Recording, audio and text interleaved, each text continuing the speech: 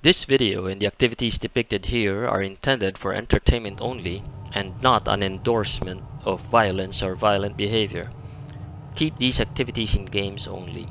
Do not attempt to act out these or any analogous actions in real life. Hello, and welcome back to Wildman's Gaming and Rage Quit channel. This is Wildman with another episode to talk about Elite Dangerous. Today, we are talking about one disadvantage of stacking missions, which is stacking enemies.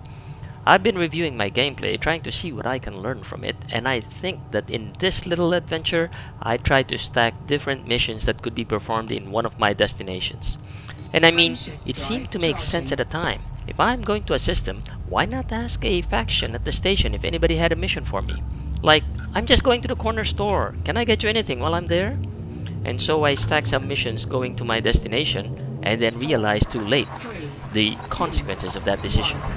Now, just to clarify, this happened before bounty rewards were increased, so you might see some old rates for taking bounties.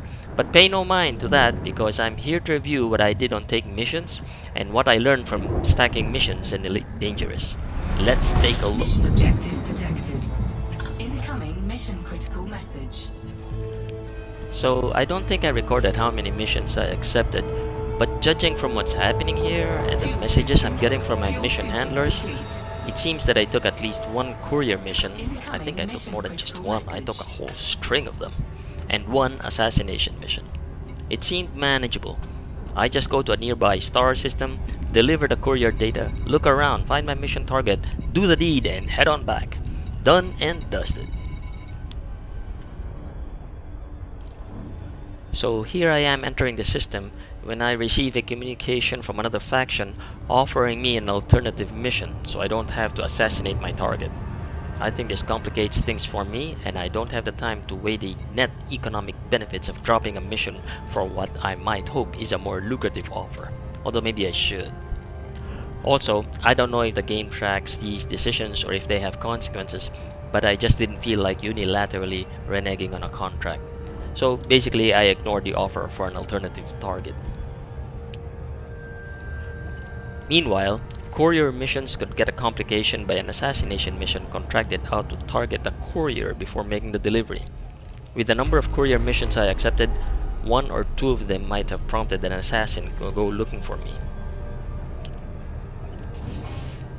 Now, something I considered is that an assassination mission is essentially a combat mission and carries the risk that my character could lose the battle and be blown up. If that happens, I imagine I would lose all the data for my courier missions, which means that I cannot complete them. So I think it's more efficient to deliver my courier missions first, take the credits, and then go looking for my assassination mission target. Once I eliminate him, I just head back to the station where I accepted the mission and get my reward. It all seems pretty simple and I think that I have it all planned out. Of course, as we will later see, even the best laid plans of mice and men would oft go awry. The first hint that things are not going according to plan is when I get ambushed by my mission target. Before I could make any deliveries, I get interdicted. I figure now is a good chance as any to finish him off. I was going to look for him later anyway, so why fight the interdiction and lose him?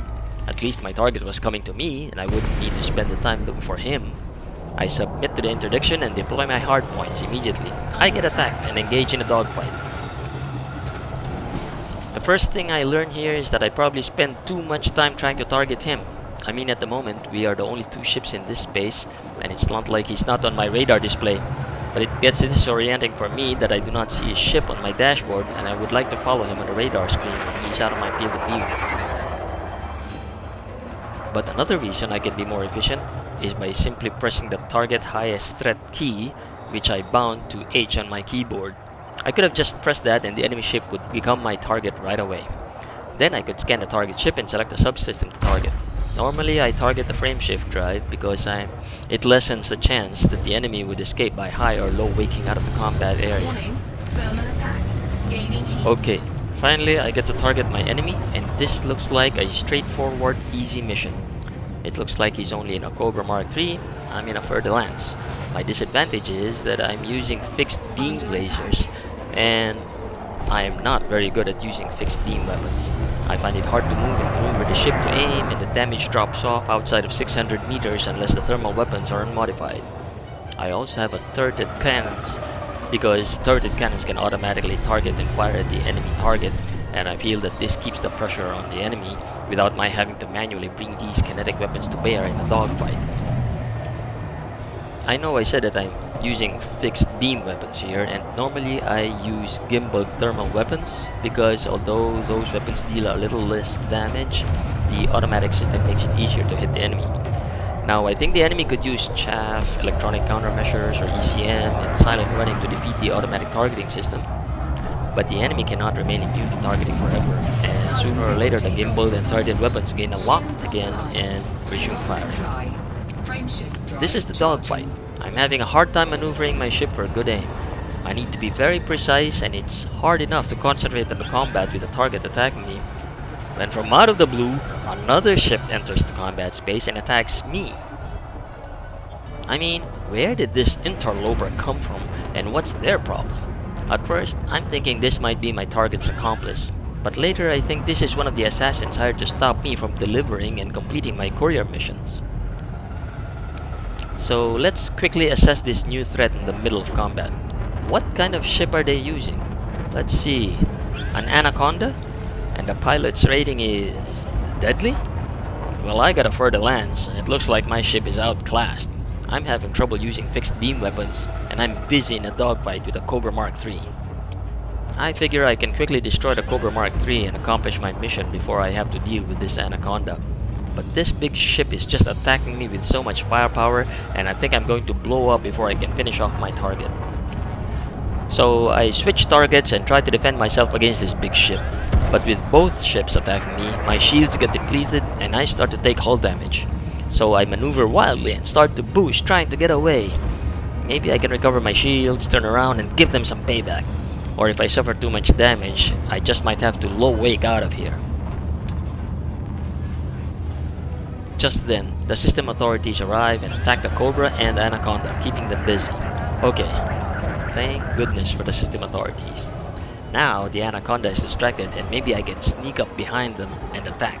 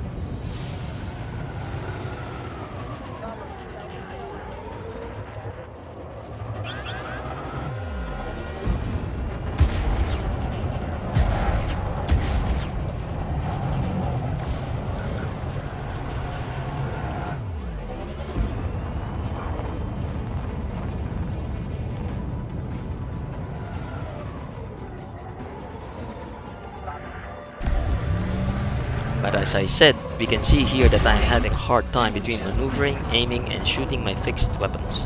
I am taking too long, and now my target has escaped. And I failed the assassination mission. It would have been easy if it wasn't for these pesky ships. I do think this Anaconda is targeting me to stop my courier mission.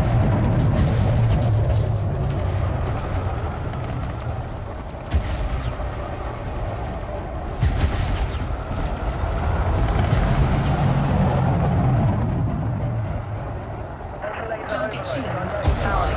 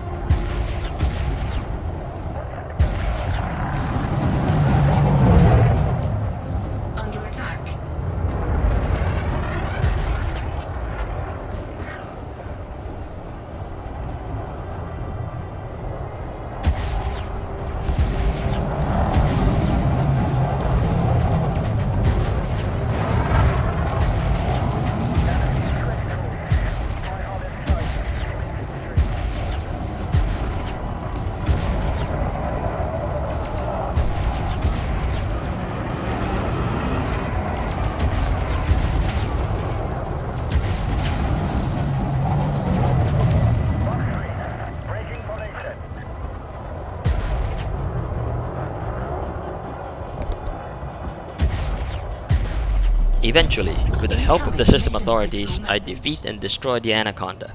But my main target, the Cobra, got away and I'm left with a failed mission. In this instance, the only thing left for me to do is I might as well collect materials from the blown up ship and continue with my courier missions.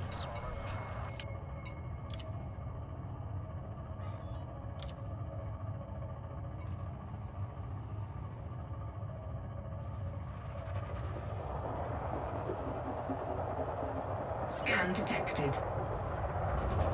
So it's a good idea to collect these materials because they are used later Cargo when you want an scope engineer to deployed. modify your ship components, or you can trade them with a materials trader to get the materials you need for specific modifications. Along the way, I also find a number of floating canisters from the Anaconda, but they are all classified as illegal salvage or cargo, and I don't want to risk being scanned by system authorities and stations and getting fined, or worse, getting denied permission to dock and being attacked by the system authorities. And there you have it. That's the risk I take when I stack missions, especially courier missions and Programming assassination lipid missions. drone.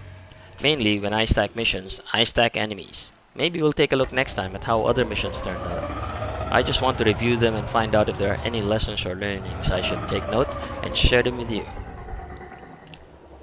So, how about you? What has been your experience stacking multiple missions? Did you go through space being chased by so many assassins, each trying to kill you and fulfill their contract? Tell us in the comments below. And we hope you like this video. You can watch more in our Elite Dangerous playlist, or you can watch some more gaming videos on this channel. Also, remember to like and subscribe and hit the bell icon so you can get an alert every time a new video comes out. Thank you very much for watching. We'll see you next time. Peace.